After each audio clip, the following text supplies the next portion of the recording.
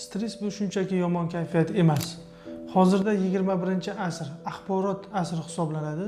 Inson bosh miyasi tartibsiz ravishda turli-tuman axborotlarni qabul qilishi natijasida bosh miya neyronlari axborotlarni tahlil qila olmaydi va buning natijasida depressiya holati kelib chiqadi. Stress va depressiya holati bir-biridan farq qiladigan ikkita kasallik hisoblanadi. Ota-bobolarimizda stress degan tushuncha bo'lmagan. Chunki avval insonlar aktiv hayotda bo'lgan. Hozirda esa passiv hayot rejimiga o'tgan. Hozirda hammamiz kompyuter, telefon, gadjetlar orqali ishimizni tezroq bitirishga, hamma narsani tezroq va shoshqaloqlik bilan qilishga o'rganib qolganmiz. Bu nima keltirib chiqaradi? Bu bosh miyada neyronlarni juda tez ishlashi va axborotlarni turli-tuman tartibsiz, ya'ni kerakli va keraksiz ma'lumotlarni miyaga qabul qilish.